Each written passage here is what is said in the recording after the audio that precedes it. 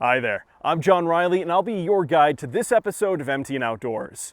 It's May in Montana, which means that we're getting warmer temperatures and still a decent amount of snow. But don't fret, because we have a great episode for you. We're going to see how marinas are getting ready for the summer, learn how beavers play an important role in our ecosystem. But first, spring is a great chance to get back outside, and shed hunting is a great way to do it, as MTN's Chet Lehman reports.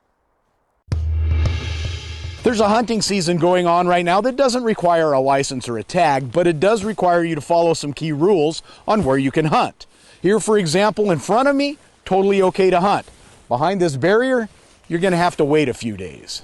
Every year, deer, elk, and moose, they shed their antlers early springtime or late winter, and we get to be the beneficiaries of that sometimes and get to find them. So shed antler hunting has been going on for a little while, but it's about to ramp up a lot because the opening of our wildlife management areas is right around the corner. Noon on May 15th is the opener for most WMAs across the state. Other big location rule is on state park lands. That rule is easy. It's never allowed to gather antler sheds from those lands or anything else for that matter. If you find an antler, you can't take it with you if you're on a state park. But if you're at a fishing access site or or on a DNRC parcel or on the national forest, places like that, picking up antler sheds is okay. Jacobson notes that this is one hunting season all ages can participate and enjoy. And for some, it's a springtime tradition. It's one of the times of the year, the traditions that come with springtime for a lot of us. We're hearing turkeys gobbling right over there. There's trout spawning right now as well, and antlers are falling to the ground this time of year. And so it's just fun to be outside and experience that, especially with your friends and your family. And taking a few steps to be prepared along the way makes for a good experience as well. The other big preparation if you're planning to go out and look for antlers is bear spray. Let's not forget shed antler land in Montana, for the most part, is also bear country. Near Big Sky, Chet Lehman, MTN News. Montana Fish, Wildlife and Parks reports a man searching for antlers shot and killed a grizzly bear on private land northwest of Wolf Creek. The encounter happened on April 25th. According to FWP, after seeing a fresh grizzly bear track in the snow patch, the man continued along his path and ran into an adult female grizzly standing near the top of a ridge about 20 yards away. The man said the bear charged him, so he drew his handgun and fired 5 shots, killing the bear. The man was not injured in the encounter. He was not carrying bear spray. FWP says the adult female grizzly was in good condition, weighing about 300 pounds and was estimated to be 12 years old. The bear had a single cub of the year nearby that was later captured by FWP and taken to the Wildlife Rehabilitation Center in Helena. Beavers are an important asset to Montana's wetlands, increasing water storage and groundwater recharge. According to the Clark Fork Coalition, more than 80% of Montana's wildlife species rely on beaver-created wetlands for survival. In order to keep the positive effects beavers have on the landscape, we need to be able to mitigate the negative effects of beavers, like causing flood damage and clogging culverts or irrigation canals. The Beaver Conflict Resolution Project with the Clark Fork Coalition began in 2019 in west central Montana and addresses beaver conflicts using non-lethal resolution methods. So a lot of our work is just to kind of try to shift that narrative to no, this is actually an essential component of these stream systems. It's always been a part of the disturbance regime on these streams. We just need to be able to live with it where we've, have development and infrastructure that's close to the floodplain. This program cost shares with landowners and helps to install devices that help with flooding issues and can keep beavers from cutting down trees. These include pond leveling devices that cause permanent leaks in the beaver's dam and culvert fences. It's more about making sure the water gets back into a single flow path before it enters the culvert, so the beavers can't completely clog it up and just turn the whole road grade into a giant dam. The project has been so successful, Montana Fish, Wildlife and Parks plans to expand the efforts to Bozeman and right here in Great Falls. The techniques are really meant to either encourage the beavers to move on somewhere else or keep them in the area. So it also keeps that dispersing happening so that beavers are able to move through up to like public lands and headwater streams where they can do the great work that we want them to do without getting into trouble with people. To learn more about the Beaver Conflict Resolution Project, visit our website. I'm Anissa Coomer, MTN News.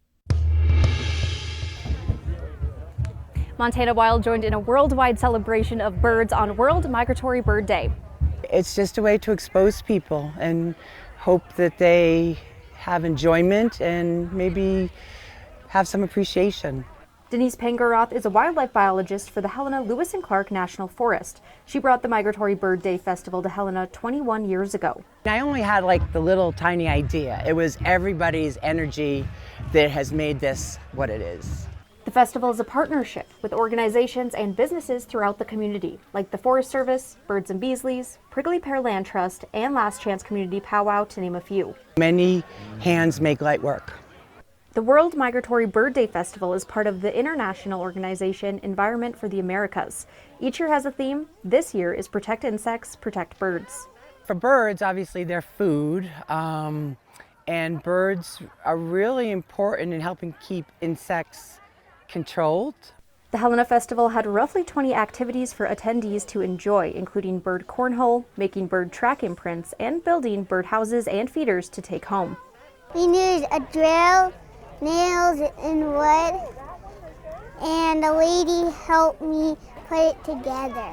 Paige Trenton came to the festival with her family. I asked her what her favorite bird is. Robin. Robin? Why is your favorite bird a robin? Because they have a pretty belly. Aside from bringing the community and families together, the main goal of the festival is to inform the public about the importance of birds. Birds are pollinators, and if we don't have pollinators, we don't have oranges, we don't have orange juice. Maybe more importantly, we don't have coffee. So who doesn't not want coffee? Most birds should have migrated back to Montana by June. In Helena, Allie Kaiser, MTN News. As temperatures rise and flowers bloom, it's time to get your home ready for spring and summer. From cleaning to maintenance, there's a few key tasks to ensure your home is in top shape for the warmer months ahead. One of the first things we can do is look at our roof and gutters. Now make sure that you do this in a safe fashion. But what we're looking for is debris that's collected all through the winter. We need to get that out so it doesn't get bogged down with springtime rain. Since you're probably going to need a tall ladder to help you with this, make sure that you have someone to hold the bottom and a very solid place to rest the ladder along the roof line. Now the next thing you're going to want is one of these, so we can go down and check out our furnace.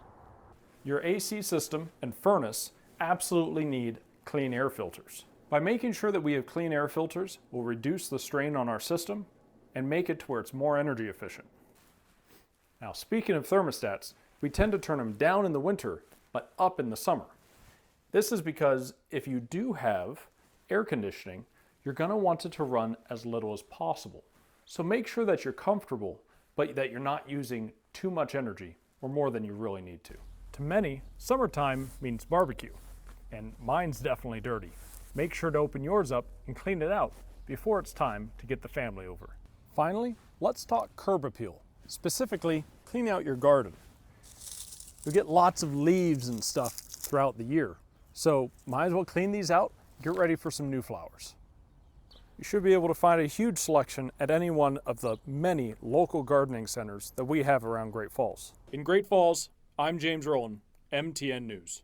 Coming up after the break, we see how marinas are getting ready for summer visitors, and we take to the skies with some hot air balloons. But first, it's time for some trivia. On the topic of flowers, Montana is home to quite a number of wildflowers. But do you know what is the official state flower of the Treasure State? That answer coming up after the break. We now return to MTN Outdoors. Welcome back. So do you know what is the official state flower of Montana? An important part of Montana's Indian tribes use both for diet and a way to signal when spring migrations should begin. The bitterroot is the state flower of Montana. Lewis and Clark were the first Western explorers to document the flower. With snow melting, marinas are gearing up for the summer season, as MTN's Tom Buchanan reports. The wind is blowing out here at Canyon Ferry Lake today, but that's not stopping crews from getting Kim's Marina summer ready. Getting ready for summer starts with undoing the work it takes to protect the marina from Montana's harsh winter conditions. Beginning as early as February, Kim's Marina and resort crews began restarting water lines that were blown out prior to winter. cleaning and putting boats back in the water that were removed before winter, renovating cabins, docks, and more. They do all this before a soft launch on April 1st. Time is a big hurdle here. Just making sure everything's getting done over the winter time that we need to get done. And then, once the ice clears off, making sure all the docks and everything are good. And, making sure there's no damage to them, stuff like that.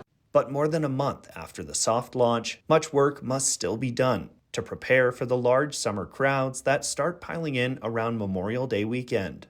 And as Buddy Tannehill, active manager at Kim's Marina and Resort, assures me, there will still be work to do after the crowds arrive and throughout the summer and fall. Always stuff to do throughout the whole summer, yes. Tannehill says he's most excited about meeting the people who come to escape, relax, and boat away the summer days. To meet all the people here. So this will be my first season here, so I'm just excited to meet all the people here and get to know them. Dave Desch, a member of the Canyon Ferry Yacht Club, was down at the docks on Monday, prepping his sailboat for the season. Desch says he's looking to cast off this upcoming Saturday and is most excited for warm weather and fair winds. Well, at the end of the day, it's great to have a boat on the lake. It's great to be on the water, and sailing can be addictive. Once you figure out a few things, it's just a lot of fun. Reporting from a blustery Canyon Ferry Lake, Tom Buchanan, MTN News.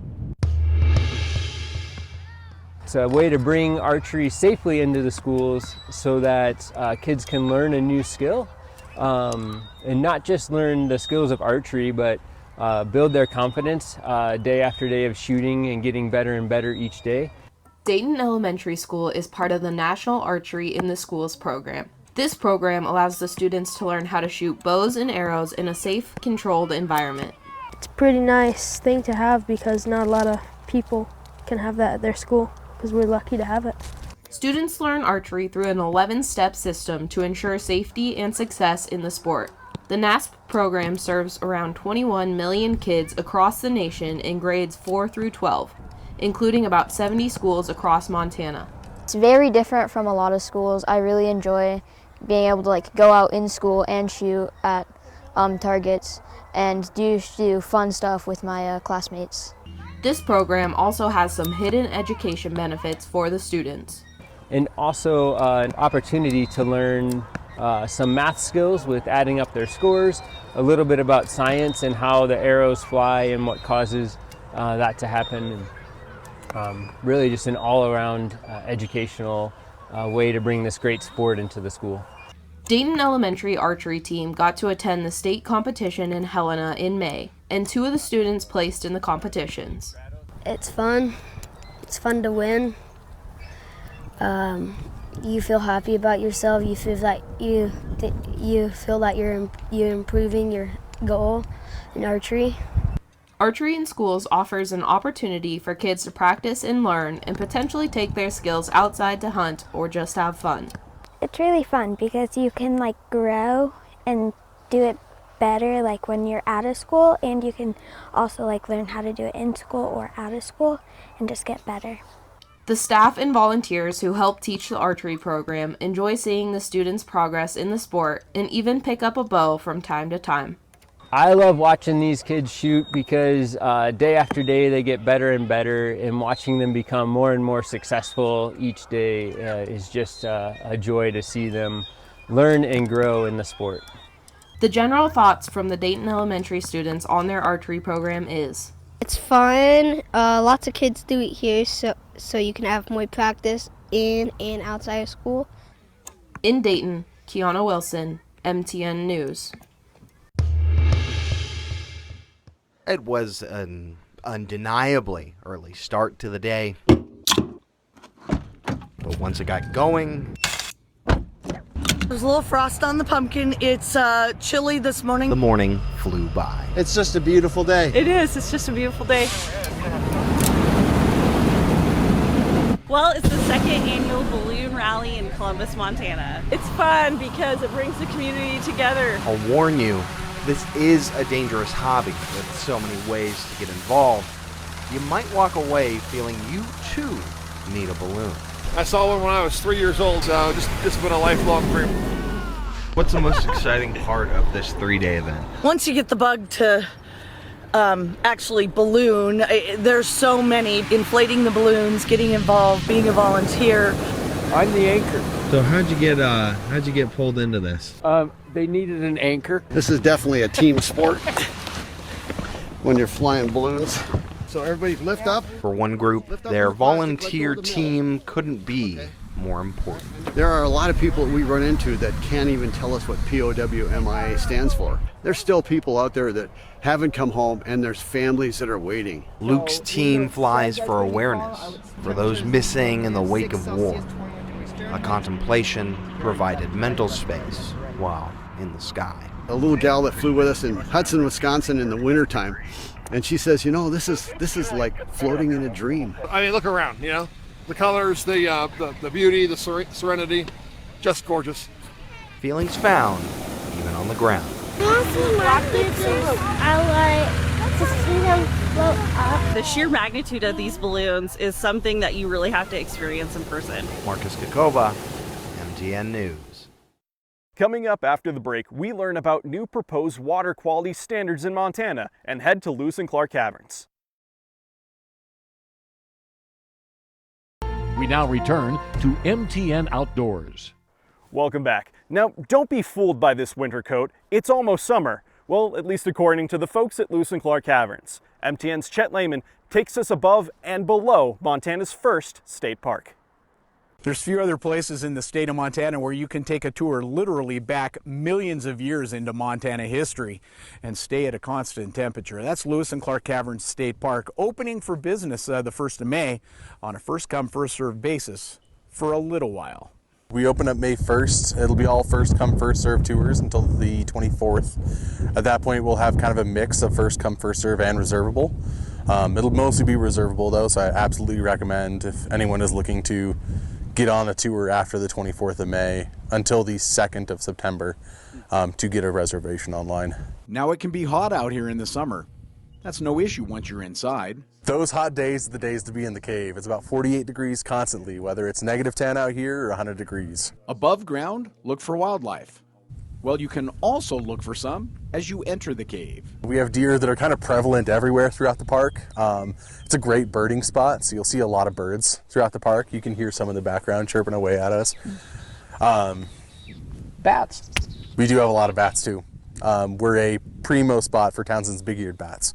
They have a roosting colony here during the summer, and you'll expect to see babies flying throughout the caves from July through September. The classic tour is 2 hours and about 2 miles, climbing some 300 feet and 100 stairs, then descending another 500 steps. If that seems like a lot, try the Paradise Tour. We do still offer our Paradise Tour. It is our ADA accessible tour. It's about 1 mile in total, and we do have a golf cart that can pretty much close most of that distance for you.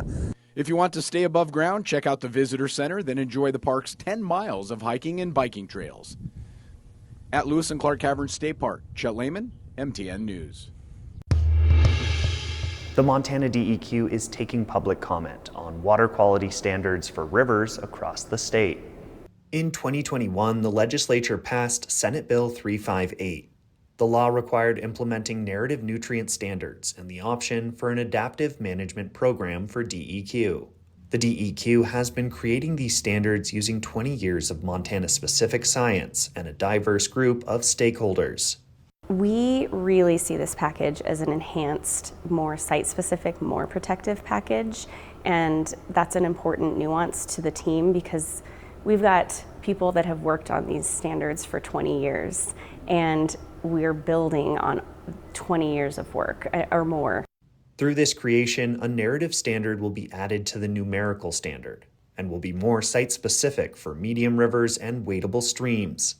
This widens the lens so that water quality can be determined by more metrics. Altogether, these new quality standards will look primarily at concentrations of nitrogen, concentrations of phosphorus, aquatic and insect life, and dissolved oxygen levels. Before this new standard, the DEQ only looked at concentrations of nitrogen and phosphorus. We're looking at kind of a dashboard. Instead of just 2 things, we've got 4 things now on that dashboard. The second ruling that DEQ is working on is the Adaptive Management Program, which allows for qualified communities to invest in alternative watershed projects that help mitigate pollution.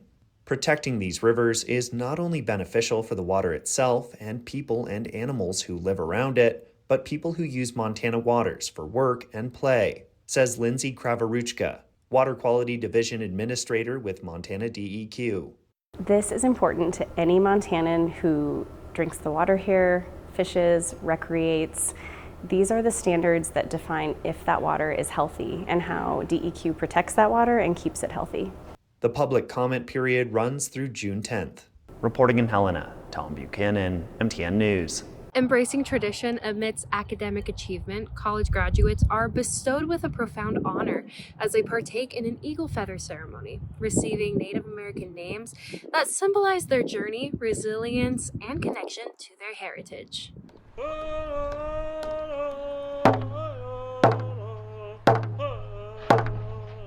Today was the eagle feather ceremony for students that are stepping out into new life. Held at the University of Providence, the Eagle Feather ceremony saw graduates receive not just their eagle feather, but also a deeply symbolic Native American name. Larry Ground, a member of the Blackfeet tribe with rights to give names, says that having a name is culturally significant to many tribes. And so today we give them names, two of them. We give them names. And that's a spiritual walk all in itself.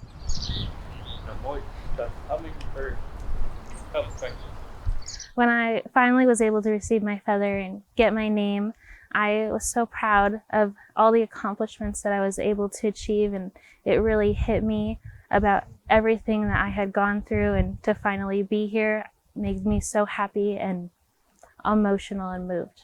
The ceremony, attended by faculty, family, and students, served as a reminder of the importance of honoring Indigenous traditions in today's society.